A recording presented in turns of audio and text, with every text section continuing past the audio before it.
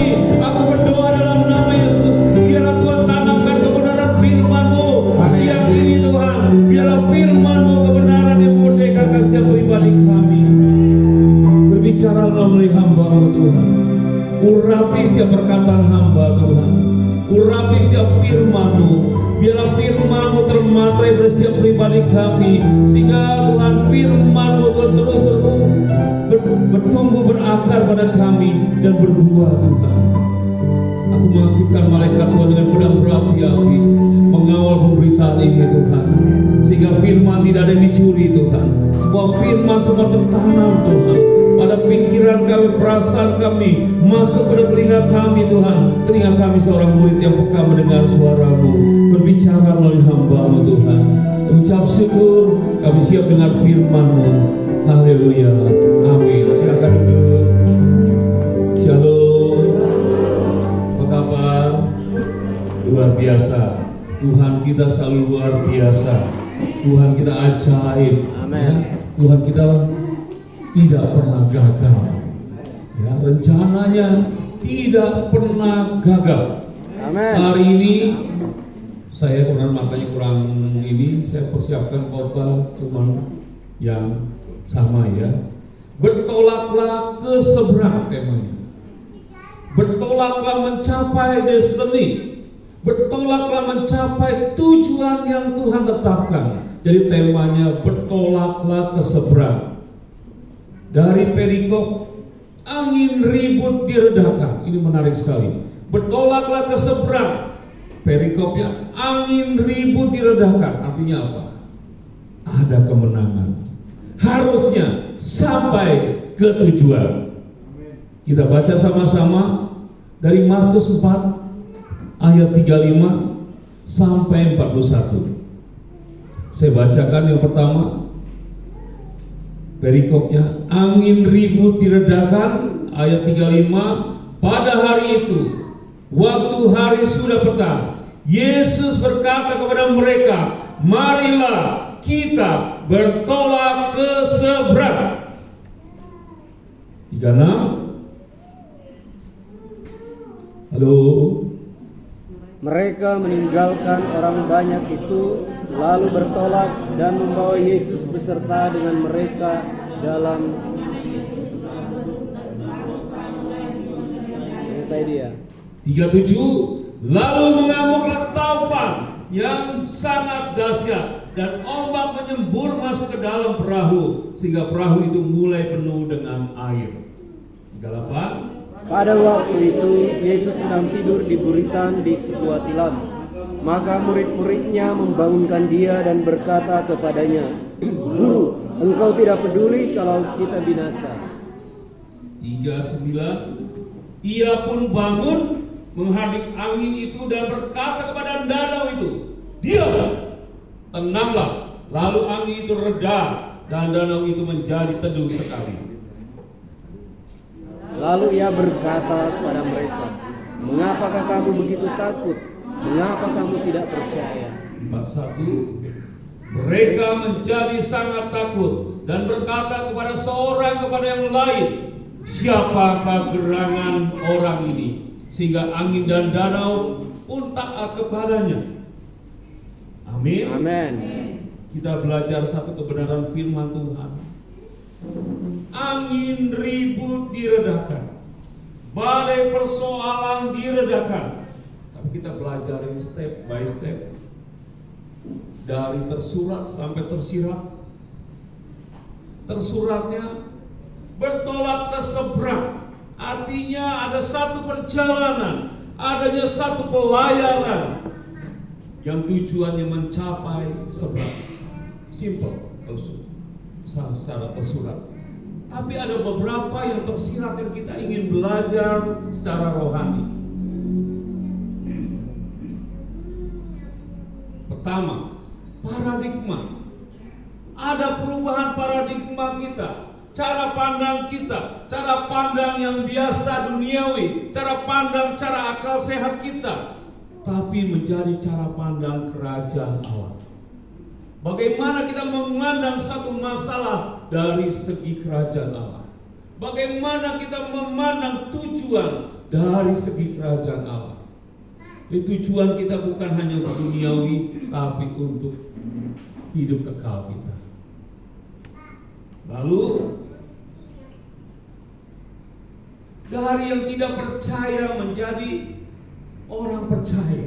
Inilah bertolak ke seberang. Dulunya kita orang tidak percaya, anti kekristenan, termasuk saya. Tidak kenal Tuhan. Tapi setelah kenal Tuhan, saya berlari ke seberang.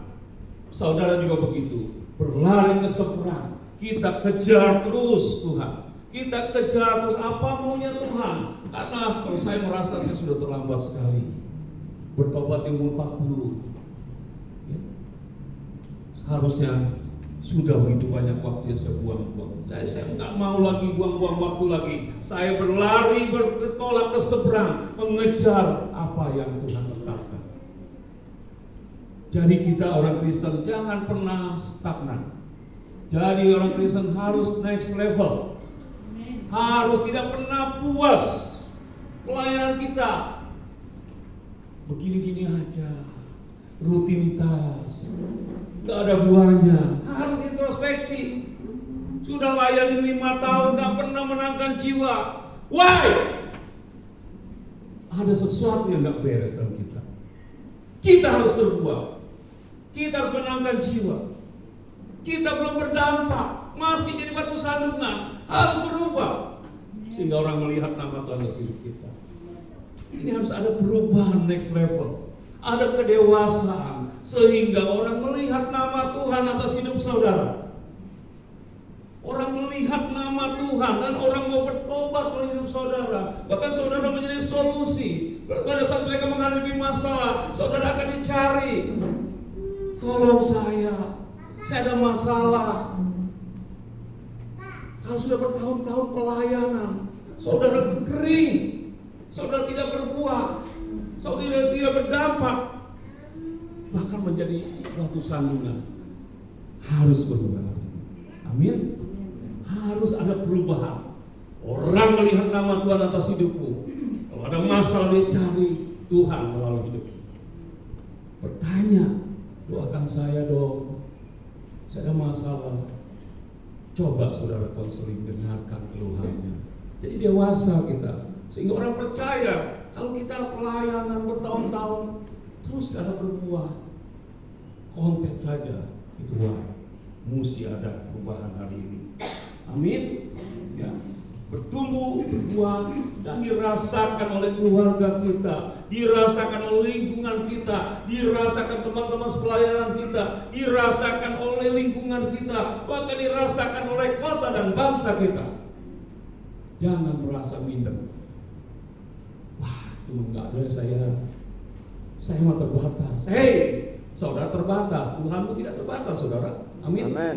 Ya, kita terbatas, tapi ingat Tuhan kita tidak terbatas. Amin. Kita berjalan bersama Tuhan yang tidak terbatas. Karena kita bukan mengandalkan kekuatan kita sendiri, tapi kita mengandalkan Tuhan.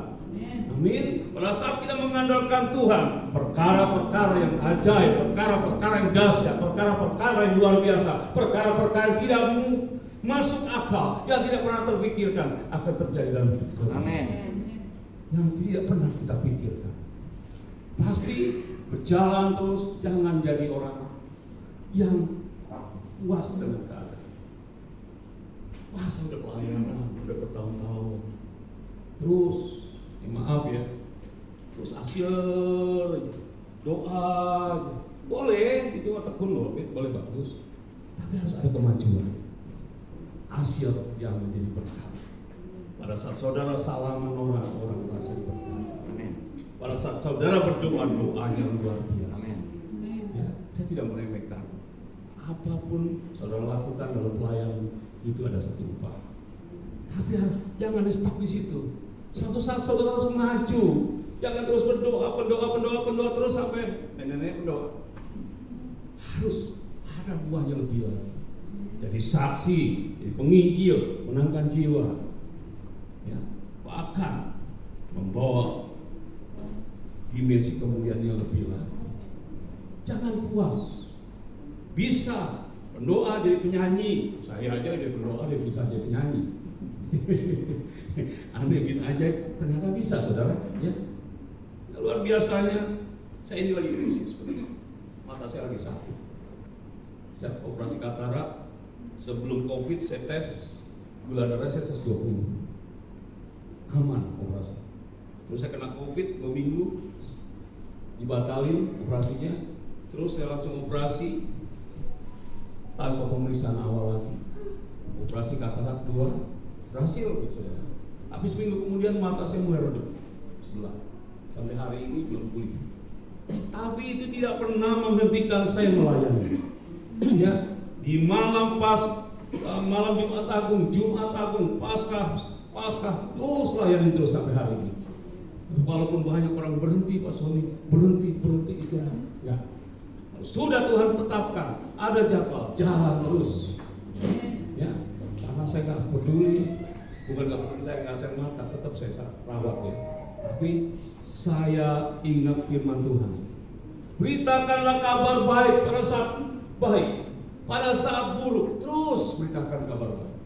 Jadi nggak ada yang bisa menghentikan. Berjalan bersama Tuhan, jangan cengeng. Sekalipun kita lemah, Tuhan tolong. Ya buktinya bisa lewat. Dan puji Tuhan, saya ada perayaan Paskah di STT. Saya diundang bicara di pengkhotbah. Itu levelnya jauh di atas saya. Yang datang kepada dokter. Puji Tuhan, dikasih kesempatan bukan karena kemampuan. Akhirnya saya dengan kelemahan fisik tetap saya berkhotbah. Walaupun banyak yang nasihat, udah stop. Puji Tuhan, karena saya khotbah di situ, terbukalah kesempatan boleh buka gereja di sana. Akhirnya jadilah saya seorang gembala. Ya bukan karena kehebatan, karena anugerah Tuhan menyertai saya saat saya lemah. Tuhan kuatkan saat saya perlu berjalan dengan setia. Tuhan sediakan yang terbaik. Ya. Tim keempat semuanya Tuhan sediakan. Saya tinggal apa? Ngatur aja. Jadi gembala kan nggak repot-repot. Puji Tuhan benar saya. Ini anugerah luar biasa. Jadi jangan pernah ada masalah, ada badai apapun yang menghentikan kita. Dia badai tidak bisa menghentikan kita kalau kita berjalan bersama Tuhan. Karena Tuhan kita ada Tuhan yang berkuasa atas badai. Amin. Lalu kita dikatakan di sini, mereka meninggalkan orang banyak lalu bertolak dan membawa Yesus. Pertama dikatakan meninggalkan orang banyak. Artinya apa? Kita meninggalkan cara hidup yang lama, cara hidupnya umum orang-orang yang tidak mengenal Allah. Ini harus berbeda. Anak Tuhan harus berbeda dengan orang lain yang tidak mengenal Allah. Iman kita berbeda. Bukan melihat kelemahan kita, tapi kita melihat Tuhan kita yang ajaib. Kita melihat Tuhan kita yang dahsyat. Jadi nggak ada alasan kita untuk berdiam, untuk melemah pada saat kita menghadapi masalah. Berubahlah oleh pembaruan budimu. Pada saat kita menanggalkan manusia lama, kita ada perubahan cara pikir kita, ada perubahan cara pandang kita, paradigma kita. Pembaharuan budi kita harus ada perubahan, mampu membedakan kehendak Allah, apa yang baik, apa yang buruk, apa yang tidak berkenan, apa yang berkenan, apa yang sempurna. Itulah bedanya kalau kita sudah meninggalkan kebiasaan-kebiasaan orang tidak mengenal Allah. Saya sekali bertobat, saya tanggalkan kebiasaan yang lama, saya tanggalkan tradisi yang lama. Sekalipun keluarga menentang, sekalipun keluarga banyak marah, tapi saya nggak peduli. Saya mau taat sama Tuhan. Ini harus radikal kita. Di Efesus 5 ayat 15 sampai 17, saudara bisa baca nanti di rumah. Jadi kita harus mengerti kehendak Allah. Kita harus menjadi orang arif, menjadi orang bijaksana. Jangan lagi berjalan seperti orang bodoh, tapi kita arif mengikuti yang mana Tuhan mau. Pasti kita menjadi orang-orang yang diberkati oleh Tuhan. Pada saat kita meninggalkan manusia lama, meninggalkan cara hidup yang lama, kita adalah orang yang berkenan di hadapan Tuhan. Semakin dipercaya sama Tuhan. Lalu kita pelajari di sini ayat 36. Lalu bertolak dan membawa Yesus beserta dengan mereka dalam perahu, di mana Yesus telah duduk dan perahu lainnya juga menyertai dia. Jadi ini ada sesuatu yang kurang beres. Mereka membawa Yesus. Yesus itu adalah Tuhan. Yesus adalah Raja. Yesus adalah Juru Selamat. Yesus adalah Gembala kita. Yesus bukan dibawa-bawa, tapi Yesus harus kita ikuti. Yesus harus kita dengarkan. Yesus harus kita ikuti, dengarkan arahannya, perintahnya, tuntunannya, tegurannya. Harusnya pada saat pertama mereka membawa Yesus, bukan mereka mengikuti Yesus. Kedua, pada saat Yesus duduk, harusnya kita duduk bersama dia. Bersama Yesus duduk, dengar suaranya, dengar arahannya, tuntunannya. Ternyata murid-murid sibuk. Murid-murid beraktivitas sendiri. Murid-murid mungkin urus melayar, mungkin ngobrol sesamanya. Akhirnya Yesus pun tertidur. Ini dalam hal kemanusiaan, Yesus tertidur. Dalam rohani ini lebih berbahaya. Jangan sampai roh kudus dalam diri kita, roh kita padam, Yesus tertidur dalam diri kita. Ini gambarannya sangat berbahaya. Yesus itu berbeda dengan jimat, dengan berhala yang kita bawa-bawa. Yesus adalah Tuhan yang harus kita dengarkan. Amin.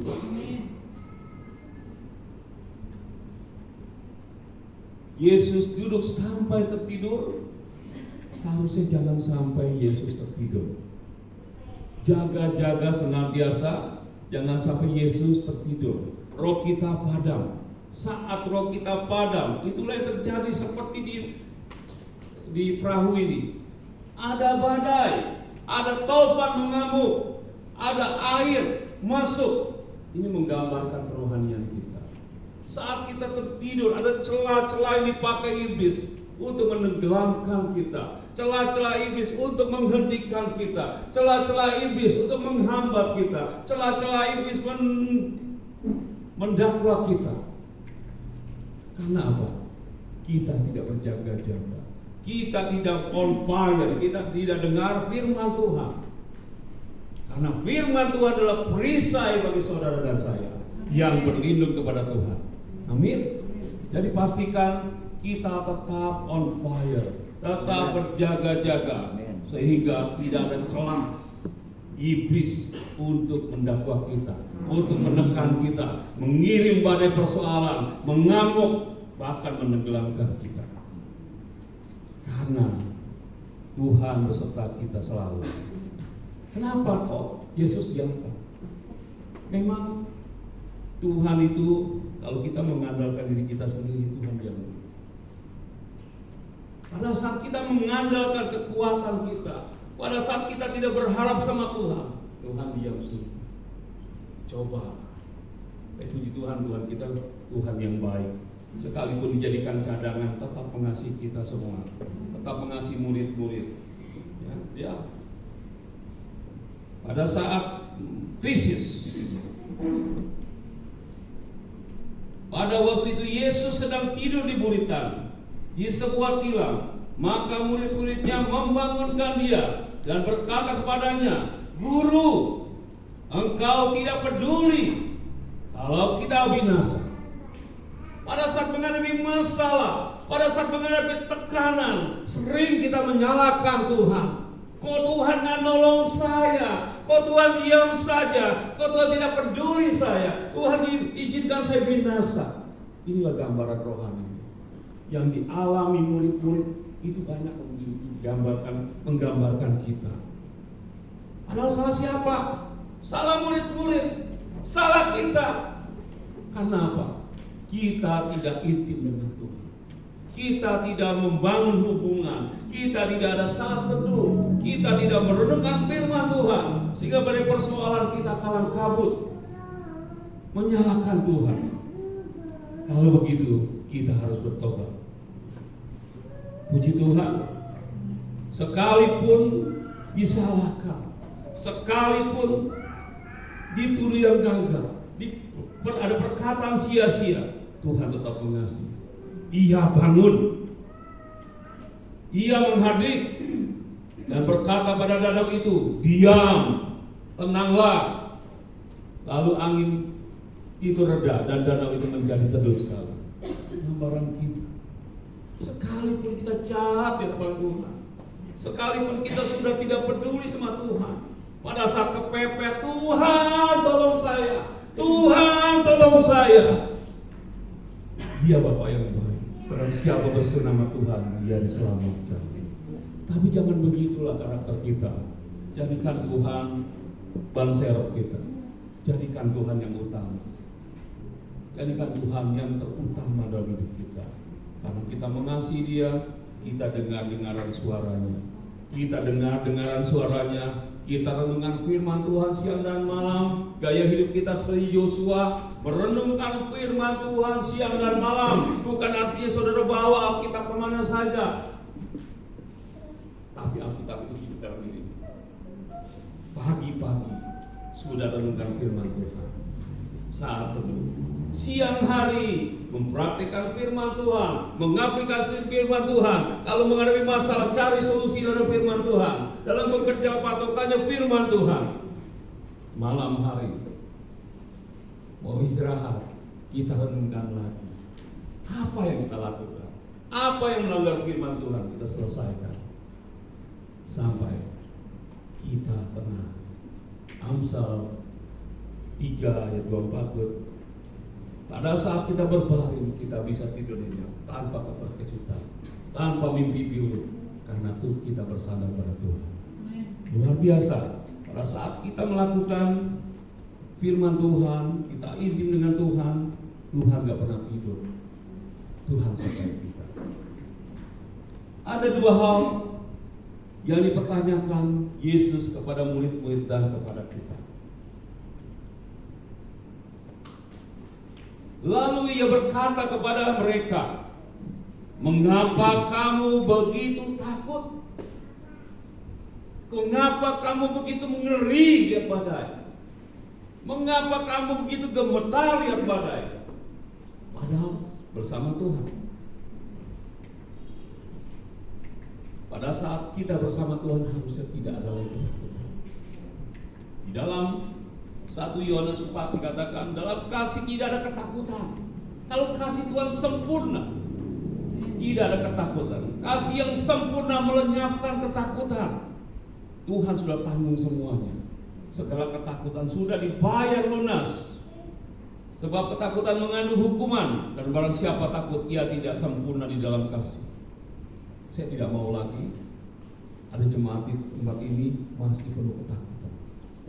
Biar hari ini saudara berdamai. Saudara harus sempurna di dalam kasih, supaya tidak ada lagi ketakutan. Artinya apa? Saudara sepenuhnya ada bersama Tuhan. Tidak ada celah lagi yang dipakai iblis untuk mendakwa, menekan. Pada saat kita udah dalam tangan Tuhan sepenuhnya, iblis sekalipun mendakwa tidak akan mempan. Ada Bapa yang baik yang membela kita. Selalu ada bersama kita, hidup dalam kita. Mengapa kamu tidak percaya? Ini dipertanyakan. Murid-murid tahu kan, diperintahkan Tuhan bertolak ke seberang. Saudara juga tahu, saudara diperintahkan bertolak ke seberang. Dari yang tidak percaya menjadi orang percaya. Dari orang yang dulu harusnya mati sekarang menjadi hidup dan kekal. Saudara percaya? Amin. Saudara adalah orang percaya. Tapi pada saat menghadapi masalah, pada saat menghadapi badai, pada saat menghadapi persoalan, pergumulan, jangan seperti murid-murid. Jangan berkata sia-sia, Tuhan kenapa kau tidak tolong aku? Tuhan kenapa kau biarkan aku binasa? Kenapa aku harus mati tanpa pertolonganmu? Pastikan kita sekalipun menghadapi badai, sekalipun menghadapi persoalan, sekalipun menghadapi pergumulan, tetap percaya Dia bersama kita. Kalau sudah dikatakan kita bertolak ke seberang, kita pasti sampai tujuan ilahi. Kita sampai destiny yang Tuhan tetapkan. Tidak ada alasan. Jadi kita percaya, bukan hanya percaya pada pribadi Yesus. Tingkatkan iman kita. Percaya kepada setiap perkataan firman Tuhan. Karena setiap firman Tuhan tidak pernah sia-sia. Dia akan melakukan tepat apa yang diperintahkan dan berhasil dalam apa yang disuruhkan. Pasti firman-Nya iya dan amin. Jangan terus cari karunia, cari urapan, cari kuasa. Saya dulu ya gitu. Baru-baru ini berdoa senang gitu. Wah, urapan. Wah, pokoknya maju depan. Tapi setelah saya sadar, itu bukan yang utama. Carilah Tuhan. Carilah firman Tuhan. Bumi dan langit berlalu, tapi firman Tuhan tidak akan pernah berlalu. Inilah yang paling penting, firman Tuhan. Firman Tuhan adalah perisai bagi saudara dan saya yang berlindung pada Tuhan. Dan otomatis urapan, karunia, kalau sudah dapat Tuhan semua sudah dapat. Kalau saudara cuma nyari kesembuhan, ada orang cari kesembuhan. Saya juga dulu begitu ya saudara.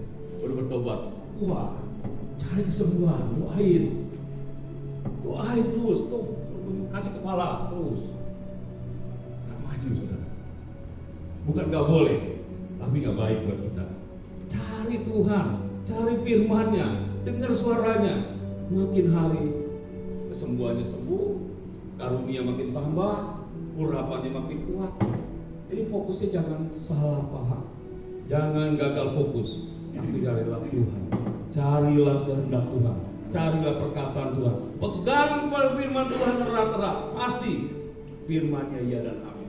Kalau dia katakan bertolak ke seberang, yang tidak percaya menjadi percaya sampai akhir. Yang harusnya binasa memperoleh hidup yang kekal, saudara terima hidup yang kekal.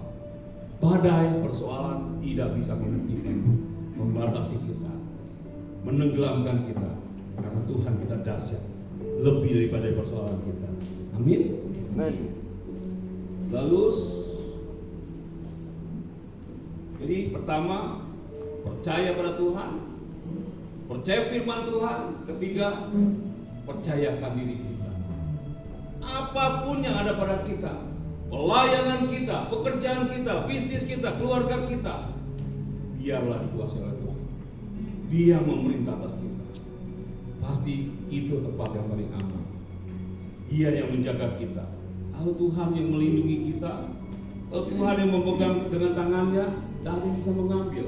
Firman Tuhan katakan, tangan Bapa lebih besar daripada. Tidak ada seorang pun dapat mengambilmu dari tangan Bapa. Aman, saudara. Kalau kita jadi domba-dombanya Tuhan, kita dalam genggaman tangan Tuhan, kalau kita dalam gendongan tangan, dalam gendongannya, aman. Siapa yang bisa mengambil domba? Pastikan kita adalah domba-dombanya yang mendengar suara. Tempat yang paling aman pasti bersama Tuhan. Keyakinan iman kita sampai ke seberang ya. Dari Roma 8:31-39, dan saudara baca ya. Tidak ada yang bisa memisahkan kita. Tidak ada yang bisa membongkar kita. Kita sudah dibayar lunas dengan darah Yesus, dengan pengorbanannya. Kita milik Yesus. Kalau sudah milik Yesus, aman. Sekalipun dulu ada terikat perjanjian nenek moyang, orang tua, ikatan belenggu, sekalipun ada tuntutan, kita nyatakan kau ilegal, aku milik Yesus, gak bisa diganggu gugat lagi. Saya sering layan permasalahan begitu. Kalau sudah milik Yesus, paling aman. Sekalipun ada santet pelu mantra, gak akan mempan. Jadi gak usah takut. Yesus duduk di sebelah kanan Allah Bapa. Yesus naik ke surga bukan nganggur. Yesus duduk di sebelah kanan Allah Bapa, membela kita, menjadi pendoa syafaat kita. menjadi pembela kita. Siapakah yang dapat memisahkan kita dari Kristus? Tidak ada. Sekalipun badai, persoalan, pergumulan, tidak ada yang bisa memisahkan kita. Percaya tidak ada yang bisa memisahkan kita. Ini iman kita. Sekalipun kelihatan tidak ada pertolongan, pasti ada pertolongan dari Tuhan. Yang penting siap terima waktunya Tuhan. Lanjut, saya akhiri dengan kesimpulan. Nanti saya mau doa. Kesimpulannya, percaya kepada Tuhan Yesus, kepada setiap firman-Nya, percayakan diri kita dalam tangan Tuhan sepenuhnya. Bisnis kita dalam tangan Tuhan, pekerjaan kita dalam tangan Tuhan, pelayanan kita dalam tangan Tuhan. Amin. Sadar kita adalah domba-dombanya. Dia gembala yang memimpin kita, bukan pengikut kita. Pastikan jangan terbalik. Yesus bukan mengikuti kita, tapi kita adalah domba-dombanya yang mengikuti Tuhan. Jadilah seorang hamba murid, domba-domba yang mendengarkan suaranya. Siang dan malam jangan abaikan, dan jangan biarkan Tuhan duduk diam tanpa kita dengar. Kurang ajar. Nah, berjaga-jagalah, jangan sampai pada roh kita dan Yesus tertidur. Itu sangat berbahaya. Kalau roh kita padam, bahaya sekali. Kita ini menghadapi lawan yang berkeliling. Kalau kita padam, bukan Tuhan nggak mau lawan, Tuhan tidur, sudah diam, membahayakan kita, saudara. Pastikan kita terus berjaga-jaga. Pandang Tuhan bukan persoalan, bukan gelombang, bukan badai. Kuat dalam Tuhan, kuat dalam kuasanya. Tetap percaya, sekalipun kelihatannya nggak bisa dipercaya. Kelihatannya nggak ada pertolongan. Tetap percaya. Ini berkali-kali saya alamin. Ya, termasuk dalam pendirian gereja ini. Bisa tiba-tiba di bawah mentok. Wah, bingung sih. Tapi tetap percaya. Ada goal.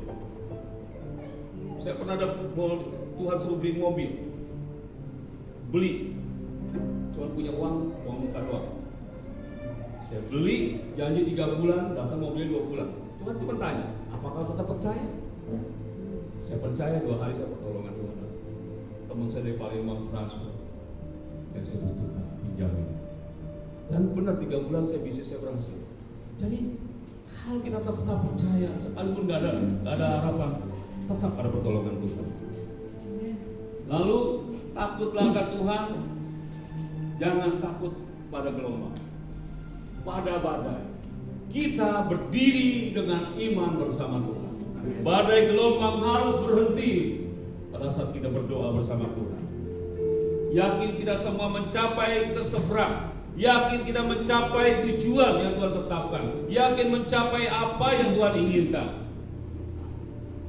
Tuhan telah menetapkan kita terus naik, tidak turun. Jangan stuck. Kalau stuck itu turun. Ya, jangan sampai ada satu cerita seorang WL ketemu seorang khotbah. Khotbah bilang apa? Dulu saya masih kemampukan, kamu sudah jadi WL. Saya sudah jadi pendeta, kamu jadi WL. Itu kan terkemudian. Tak boleh kayak begitu. Ya bukannya untuk sok-sokan, tapi kita harus berpacu semakin hari kemarin naik sesuai rencana. Maju terus, jangan stuck. Kalau stuck artinya kita turun. Jadi pastikan kita terus naik, tidak turun, mencapai destiny yang Tuhan tetapkan. Ya Tuhan berkati, Tuhan melindungi kita semua. Saya ingin berdoa, boleh Pak Joko berbantu kita nyanyi sambil berdoa. Haleluya Tuhan.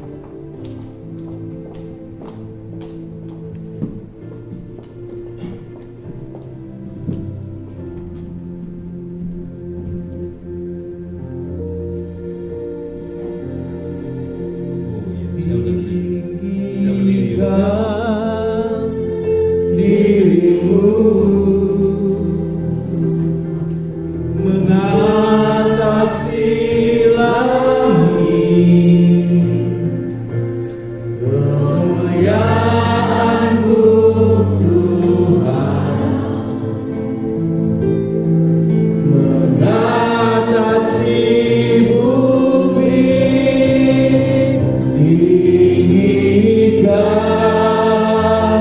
dirimu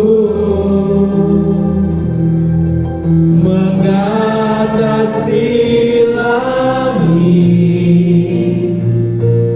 kebesaran-Mu Tuhan mengatasi bumi. Boleh saudara merenungkan firman Tuhan hari ini. Saudara sudah diperintahkan untuk bertolak ke seberang. Saudara sudah ditetapkan untuk memperoleh hidup yang kekal. Saudara sudah ditetapkan untuk mengalami kenaikan. Saudara ditetapkan untuk naik, tidak turun. Menjadi kepala bukan ekor. Saudara ditetapkan untuk menjadi seorang berkat Tuhan. Kalau selama ini saudara merasa gagal, bahkan saudara sudah meragukan Tuhan. Tuhan, kenapa Kau tidak tolong aku? Tuhan, aku terancam binasa. Aku mau mati saja. Kau ada di antara saudara. Saudara tidak usah minder. Biarlah hari ini saudara berdamai dengan Tuhan. Angkat tangan saudara saja. Saya ingin berdoa. Tuhan, ini aku Tuhan, orang yang menyerah. Ampuni aku Tuhan. Kalau selama ini aku kurang intim denganmu, kalau selama ini aku diamkan saja Kau berkata-kata, sampai aku belum kepadam Tuhan. Ampuni kami Tuhan. Hari ini kami mengambil keputusan untuk bangkit. Hari ini kami mengambil keputusan. Kami berseru kepadamu Tuhan. Ya Tuhan tolong. Tuhan tolong kami. Atasi masalah, badai persoalan kami. Kami percaya pada saat kami berseru Kau menjawab. Aku berdoa setiap pribadi yang mengangkat tangan. Tuhan tolong hari ini. Apapun pergumulan persoalannya Tuhan, tidak menghentikan kasih-Mu Tuhan, tidak menghentikan berjalan bersama Engkau ke seberang, mencapai garis akhir, mencapai tujuan ilahi. Aku berdoa segala potensi-potensi terpendam, potensi-potensi terpenjara, potensi-potensi dibelenggu iblis, dibebaskan, dilepaskan. Aku berdoa mereka terus berjalan bersama Engkau Tuhan. Berkati mereka Tuhan. Berkati pribadinya, berkati suami, berkati istrinya, berkati anak-anaknya, berkati pekerjaannya Tuhan, berkati pelayanannya Tuhan. Aku berdoa setiap pribadi Tuhan, baik pekerja dan jemaat-jemaat Tuhan di tempat ini, mencapai apa yang Tuhan tetapkan, bertolak ke seberang Tuhan, mencapai destiny yang Tuhan tetapkan. Berkati mereka Tuhan. Aku berdoa setiap kutuk kata sudah tidak berlaku lagi, sumpah serapah tidak berlaku lagi, terlebih lagi pekerjaan yang jahat sudah aku katakan, hai setan roh jahat, kau sedang melawan Tuhan. Kalau kau sedang menahan anak-anakmu ini, anak-anak Tuhan ini, kau sedang melawan Tuhan. Lepaskan, bebaskan mereka saat ini di dalam nama Yesus. Aku perintahkan, bebaskan jiwa-jiwa di tempat ini, biar mereka boleh berjalan bersama Tuhan. Berkati Tuhan setiap pribadi. Berkati gembala di tempat ini, Pak Ferry bersama ibu yang setia. Tuhan tolong, Tuhan berikan kekuatan, Tuhan cukupkan apa yang dibutuhkan. Tuhan berkati Tuhan setiap pengerja, para pemimpin, para pengerja dan jemaat-jemaat Tuhan di tempat ini. Aku berdoa di dalam nama Yesus, semuanya bisa mencapai garis akhir. Allah bertolak ke seberang. Tuhan berkati. Haleluya. Amin. Silakan duduk. Tuhan berkati.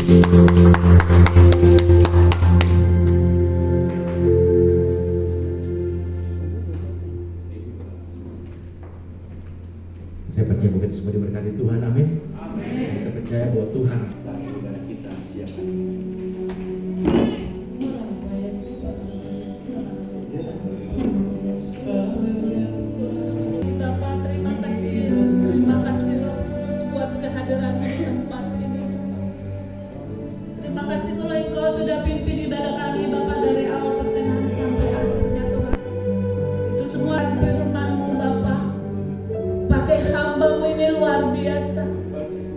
pakai pelayanannya Tuhan Yesus. Engkau berkati kesehatannya Tuhan, Engkau berkati juga rumah tangganya. Apapun yang dikasih Yesus, terima kasih Roh Kudus. Buat berkat firman-Mu yang sudah Kau. Haleluya, haleluya Yesus. Begitu juga Tuhan hamba-Mu Tuhan yang sudah Tuhan percayakan untuk penggembalaan di tempat ini Tuhan. Pak Ferry Tabalenggu beserta Ibu Hana Tuhan.